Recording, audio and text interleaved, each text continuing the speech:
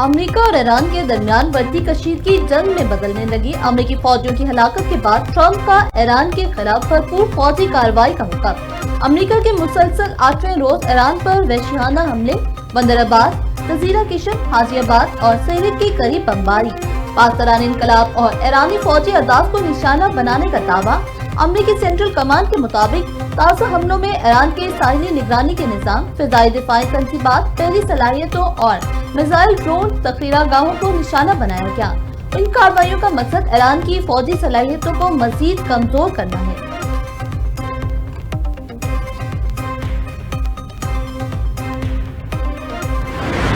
ایران کی operation lighting میں حملوں کی 16ویں لہر، کویت میں دوسرا امریکی فوجی اڈوں کو ڈرونز کے ذریعے نشانہ بنایا۔ ایرانی فوج نے العدیری کیمپ میں اسلحہ ڈپو پر حملہ کیا۔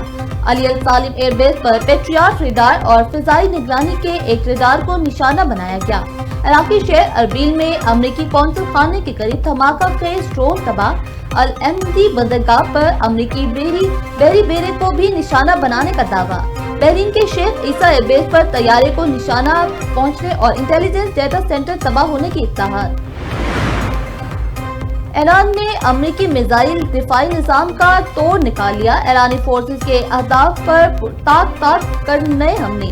روسی میڈیا کے مطابق ایران کے نئے میزائل انتہائی تیز رفتاری سے ہدف کی جانب بڑھتے ہیں، ہدف کو نشانہ بنانے سے پہلے اپنے پوزیشنز کو مختلف انداز سے تبدیل کرتے ہیں۔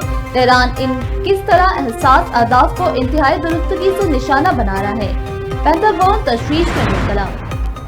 امریکی صدر نے اردن میں امریکی فوجیوں کی ہلاکت پر خاموشی توڑ دی، اموات انتہائی افسوسناک قرار دی، صورتحال پر دکھ کا اظہار۔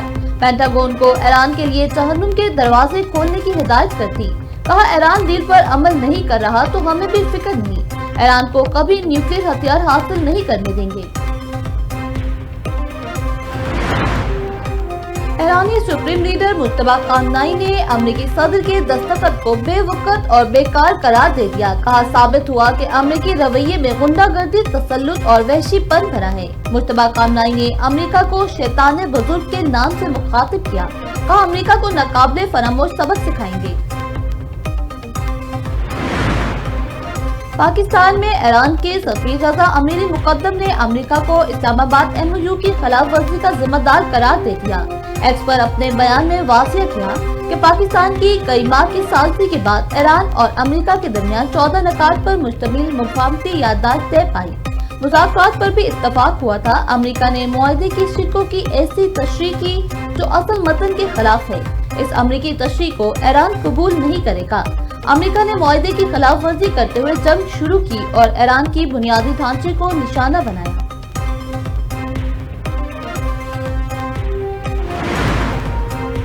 ایران نے آبنائے حمص کے لیے تجویز کردہ راستہ ناقابل قبول قرار دے دیا۔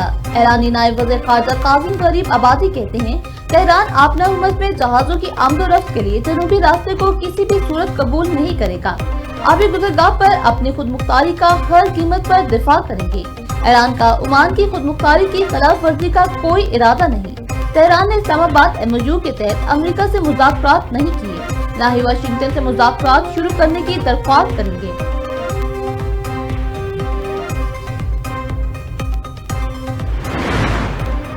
شہری انفراسٹرکچر پر کوئی بھی حملہ کسی صورت قابل قبول نہیں، متحدہ عرب امارات کا 2 ٹوک موقف۔ اماراتی وزارت خارجہ کا خطے کی صورتحال پر گہری تشویش کا اظہار۔ بیان میں کہا کہ کشیدگی فوری ختم کر کے مذاکرات کی جانب بڑھا جائے، آبنائے حمص میں محفوظ اور بلا روک ٹوک نیویگیشن یقینی بنائی جائے۔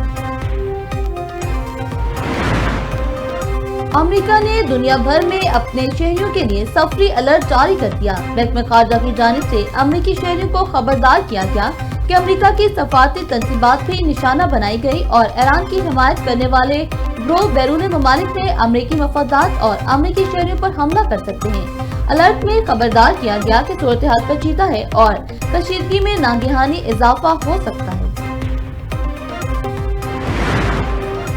بالاکوٹ اور وادی سرن کے ندی نالوں میں سیلابی صورتحال، دریائے کنہار اور دریائے سرن میں نچلے درجے کا سیلاب۔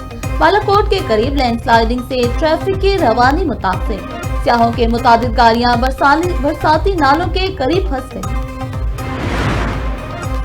बारिशें बरसाने वाला नया सिस्टम मुल्क में दाखिल होने को तैयार। आज से 25 जुलाई में बालाई और वस्ती इलाकों में बादल बरसेंगे। इस्लामाबाद, पंजाब, खैबर पख्तूनख्वा में गरज चमक के साथ बादल बरसेंगे। शदीद बारिशों से नदी नालों, बरसाती गुजरगाहों, पहाड़ी इलाकों में सैलाब का खदशा। गिलगित बल्तिस्तान, खैबर पख्तूनख्वा और आजाद कश्मीर में मुमकिन सैलाबी सूरत हाल का खतरा। 23 जुलाई तक पंजाब और शुमाल मशरकी बलोचिस्तान में मुमकिन सैलाबी सूरत हाल का अलर्ट जारी।